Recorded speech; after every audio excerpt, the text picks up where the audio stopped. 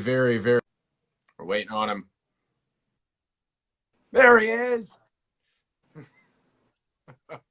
Hey, buddy. Can you hear me? Can you see me?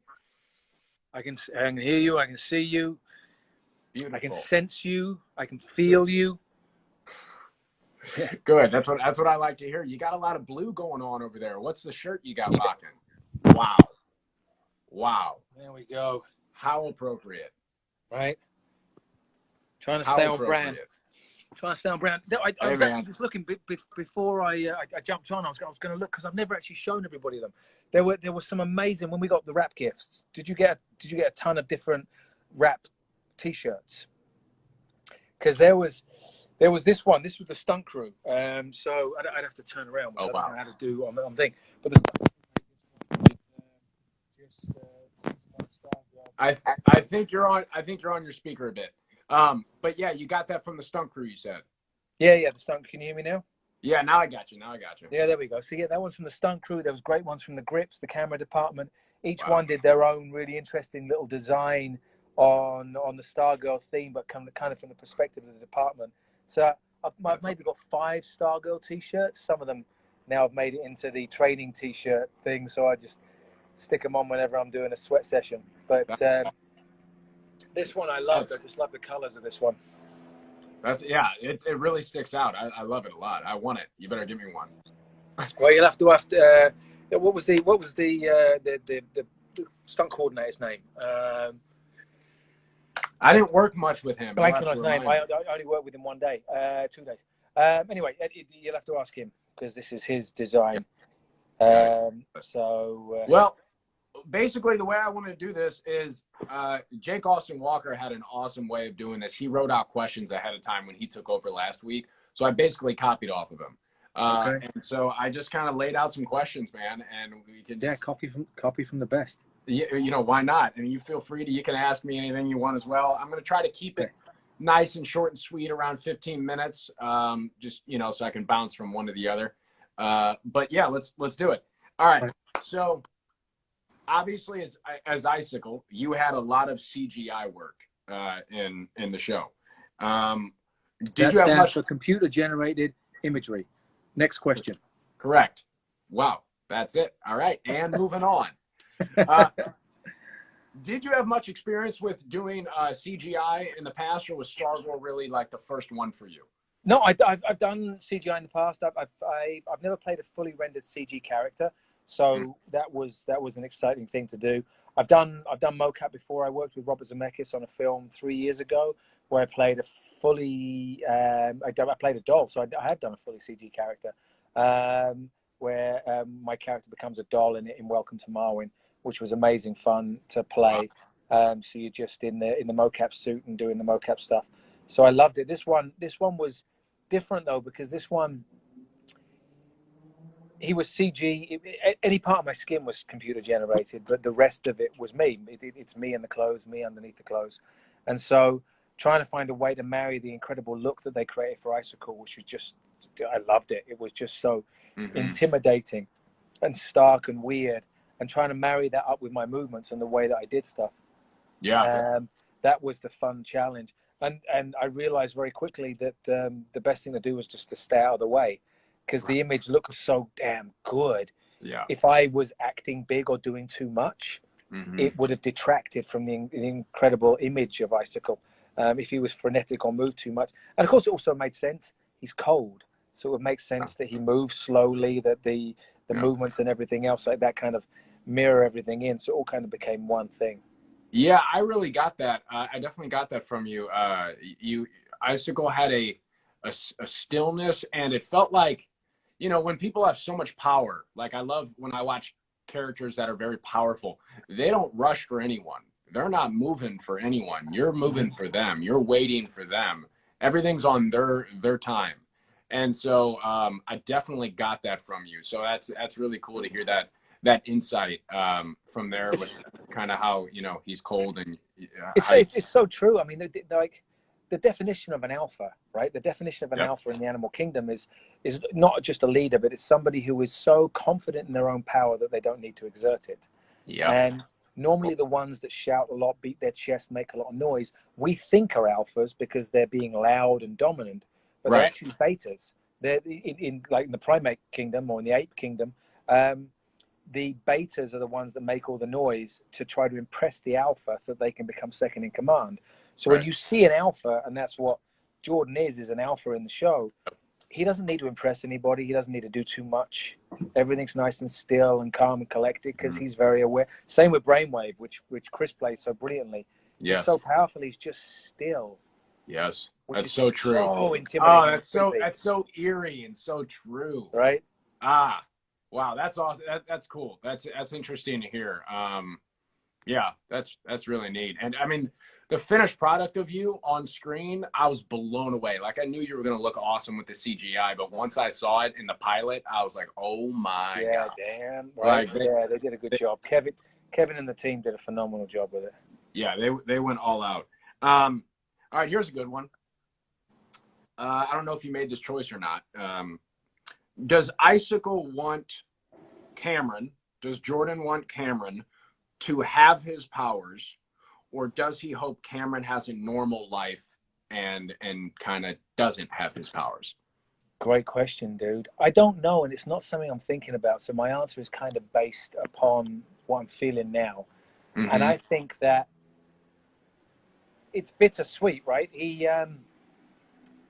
I think he would very much like it if Cameron didn't have the power because the power is in some ways a curse, Yeah. and it would be nice for him to have a normal life. But there's also that side of him. I think that I don't know how you feel because obviously you're playing Baby Sickle, but for me, they have a strained relationship, right? Yeah. They love each other. There's a deep connection. They're father and son. Everything is great, but Jordan's been away for a large portion of their relationship because he's disappeared on this quest to try to get vengeance for what happened to your mother, Jordan's wife. And as a result, they just haven't spent the time, and you've essentially been raised by the grandparents. Yeah. Um, and maybe you inheriting these powers would be a way of bonding the two people together. Yeah. Um, True. and I would imagine as a father, he would want to be there. He would want to make sure he's there when you start it. Because it's one of the things that Jake did so brilliantly. Jake conveyed when young Henry Jr. was inheriting the powers, he conveyed the sort of fear and the confusion that would come with not knowing where these powers are coming from and why Right. you've got them. And it would be exactly the same for Cameron. If Cameron started freezing stuff he touches, or having any, chucking an icicle accidentally or whatever it is, it would be so weird not knowing context, and it'd be so amazing as a father to be there and say, kind of like Teen Wolf. If everyone saw not the TV series but the original Michael J. Fox movie, Mm. that was it. There was a great scene. There was a great scene that Jeff told me about years ago. While we were shooting, that if I end up with a red dot, we know that he's found me and he's telling me to shut up. But there was an original scene which was an homage to Teen Wolf, where it was going to be Cameron was in the bathroom and he's washing his hands, and suddenly the water freezes, and he's like, "What the heck is happening?" And then he looks up at the camera and he breathes out, and ice goes onto the mirror. And there was a reference to that in Teen Wolf, you're saying. And then you hear this knocking on the door of Jordan, his father, going, "Cam, are you okay?" And he's like, "Dad, just give me a second. Something's Mm-hmm. happening." And Jordan's like, "Open the door, son." He's like, "No, I can't open the door." And then his hand ices up, and then his head ices up. And he's like, Dad, I can't open the door." And eventually Yeah. he opens the door, and as he opens the door, Jordan's standing there as Icicle, and he's like, Wow. I know what you're going through." And that's a direct homage to what happened in Teen Wolf, the original movie. Wow. And it just didn't make it into the scripts, but it was always an idea that Jeff Yeah. had to kind of have that thing of, "Son, I got you back. Don't worry about it." Yeah. No, absolutely. Wow. That's a very interesting option for how that would all go down. That's crazy. Yeah, I would have loved to have seen that. It would have been Yeah, really that's so neat. Um, it's just so. I mean, for me, I feel like you have the whole dynamic with like Henry and like Henry King Jr. and Henry King Sr. and like clearly Brainwave wanted Brainwave Jr. to have his powers, Yeah. you know, and I feel like where you're different is like your whole mission is to your whole mission is like for your family. And so I definitely get the vibe that like Icicle would not want Cameron to have that life, you know? But if it did happen, you would obviously just be supportive. But Yeah. that's the vibe I get. I feel like you're a much better father figure to Cameron than Henry Sr. is to Henry Jr. It doesn't take much, does it? I mean, look at what Yeah. happened, and no Yeah. spoilers if everybody hasn't watched it and caught up, but you'll realize fairly soon on that he's not exactly the poster child for fatherhood. Yeah. That's a great point. It's not hard to beat. Yeah, he didn't set the benchmark particularly high. Well, great answer. Great answer. All right. On to the next. So this is a big question. You don't have to, I mean, you can just go into a detail if you want, but what type of research did you do once you found out you were going to be playing a comic book villain? Obviously, Google searched Icicle and Jordan McKent. There's no Jordan McKent in the comics because they changed the name from Johar McKent to Jordan McKent, and that was to Americanize him because obviously he's creating the New America project. It's more palatable if he's American and he's trying to do that. So he's first generation, and I quickly realized, and I've said this before, just that the iterations that were in the comics and the iterations that have been done in Smallville and in the Flash are so different to what Jeff created in our show. Yeah. That I quickly realized that I don't need to do much research for this other than researching the character that Jeff created and just picking Jeff's brain and talking to him and talking options about it and kind of coming up with my own theories about who he is. Obviously, I want to do something that is a nod to what came before, but any time we talked about doing that, it seemed like it was at the expense of creating the character that is on the page that Jeff created. So I didn't do a great deal. Just chat to Jeff. Yeah. No, I get it. I mean, that's a lot. He's I got mean, he's a comic book god. I mean, he Yeah, knows man. these characters inside out and back to front. So he's just like this walking on-set encyclopedia for us. He's got all the info.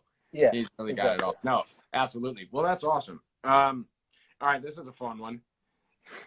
I think I know the answer to this. I'm going to see if you remember this conversation. All right.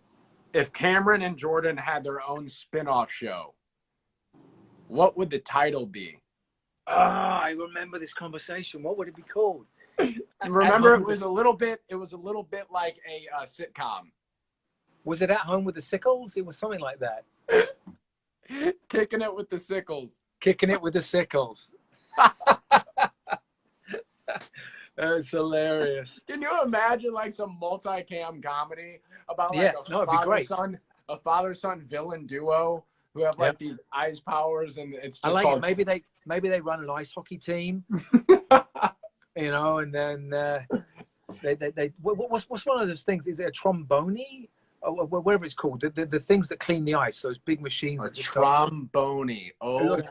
It's something like that. I'm butchering it. Canadians are going to hate me for it. I can't believe I'm blanking on it. I've got the St. Louis Blues hockey on downstairs. A Zamboni. Zamboni, that's it. Not trombone. A trombone. A Zamboni. They just drive around in a Zamboni, and everything's ice related. They've got their own Froyo brand. Everything is a reference to ice. Yeah, everything. They live in an igloo. Yeah, I'd like that. They live in an igloo. They have a cryo freeze center. And would we have our grandparents? Would we have your parents and my grandparents with us? Oh yeah, completely. They're great. And so it'd be like us four. It'd be like us four in an igloo, all about our life. And they keep murdering people, and we're like, again, stop it. We're trying to create a life here. And it's like, sorry, what do you want from me? Yeah, and to us, it's just kind of everyday stuff. It's like, there goes Grammy again, killing someone. Yeah, she's off killing the postman because he delivered the wrong stuff. Yeah, it'd be great. I'd love it. That's amazing. Hey, well, we're going to pitch that to Jeff, kicking it with the your spin-off straight away. Yeah, Jeff is going to love it. I think he's going to be... when you pitch that, he's going to suddenly be like, you're breaking up. Sorry, breaking up. Yeah, what? I'm sorry, can't... Can't get in touch. All right, before I let you go, let's answer a quick a few fan questions, All right. if you don't mind. All right, wow, these are all right. Da-da. One second. Oh, this is interesting because I don't even know if I remember this. I don't even know if you'll know. Uh, do you know what that means? What? This question. I can't see it, so I don't know. Oh, okay. It says, "What is the key that Jordan wears in his icicle uniform?" The honest answer to that is I have absolutely no idea. That was a thing that was added by the design team to try to, one, as something that looks cool, no pun intended, but also as something that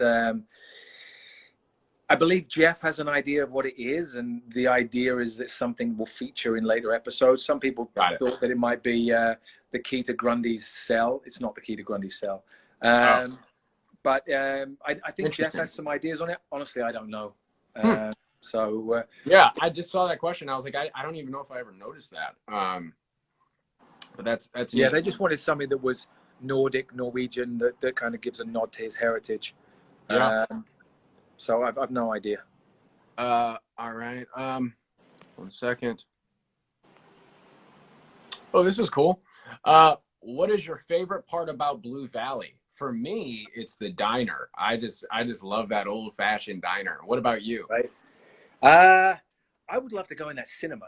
You know, I mean, like anybody who's interested in Easter eggs in the show, every time they show the Blue Valley sort of the main street, they always have something playing on there that is Right. a nod to an Easter egg in the DC universe. Yes. And Yes. the Stargirl podcast that is affiliated with the show always highlights what a load of those Easter eggs in. I didn't know 90% of them. So that's really awesome. fun. I just love the idea of like old cinemas. I mean, some of my favorite films are like Cinema Paradiso and things like that. I love the idea of this old cinema with this projectionist and just going. I love those places, so I'd love to go in there. That's awesome. That's yeah. The whole town is just so nostalgic. Yeah, it's Uh, just the whole thing is like a Norman Rockwell painting. It's just this beautiful oh, slice of, which is what he was trying to do. Jordan was trying to do was kind of create this yesteryear vibe of community and yeah. knitting people together in a very. I mean, I don't even know if that era exists, but like the way we presume the 1950s to be, where everyone knows your name and everyone's polite, and Yeah. people are bringing cookies to the neighbor and all that kind of idea of what Yeah. community Exactly is what how he it was is. trying to do, and It's and so the yeah. fact that that existed in that place. I mean, you arrive in there and everything's there, and it was like an hour's drive outside of Atlanta, and just this beautiful town. I know. It really was stunning. I mean, it was just it's. I understand why they used it for a show. I mean, it literally looks like a Yeah, town out of a movie. right. Um. All right, here we go. Final one for you and I both. Um. Favorite thing about playing father and son? How sweet. Um. Go You on, you go want to go? ahead. All right, Yeah. I'll go. You go. You go. There were two moments which I love. We didn't have a whole load of moments in season Mm-hmm. one, which I was really looking forward to having more. And who knows, subsequent seasons there'll be a lot more, hopefully. Yeah. But there's two moments that I absolutely love. The first time that we established that Cameron is Jordan's son, when you came in from school and Joey Zarek has died at the end of episode 3, and there's just a little moment between us, and then you wandered over and sit on the sofa as we're cooking dinner, and Mm-hmm. I loved it for multiple reasons, of just the fact that Jordan's just killed a couple of people and proven himself to be pretty ruthless. And yet here he is with his grandparents cooking food, having this home life. And it kind of reestablishes his motive. His motive is very much about making his kid have a better life and community. And I just loved that little moment between us where, they just give you a hug, and with it, there was a warm paternal moment. But Mm-hmm. the birthday scene, Oh, where they're sharing this sadness, and we've talked about that on another IG live. I just yeah. thought it was beautiful, and you brought so much to that moment that I just thought elevated it past what it was on the page. Oh, And thank you. I could live in their relationship for scenes and scenes and scenes on end, because there's so much in those characters that's rich, that you brought and we Absolutely. both brought. So I'm really looking forward to seeing their dynamic. Yeah, no, I completely agree. That scene was really touching, and it was a lot of nonverbal, as we've Yeah. discussed in the past. So, And no, you added a little bit on your story, which I thought was great, and not a lot of people know. The scene carried on past the point that it was edited. So the scene had this sort of malaise of sadness in it, and in the edit that appeared, once you blew out the candle, the scene ended. yes, But the scene actually continued, and we picked up forks and we said, I guess we should eat this now. And we yes, ate it and we talked about it and we actually smiled, and a yeah, lightness came to the scene, which I think was lovely. And they cut it out because of timing. The show was of running over, course, so they needed to tailor things. yeah, But it's one of those that it gave a lovely little change on that moment. It was very yeah, sad, but suddenly you show these two people love each other and they have a strong relationship. And though there's this deep sadness that it underpins it all, yeah. there's this love in there. I just thought Absolutely. it was really beautiful. No, Jordan and Cameron definitely have a deep love for each other, and I think that comes across. Yeah, Um, that's awesome.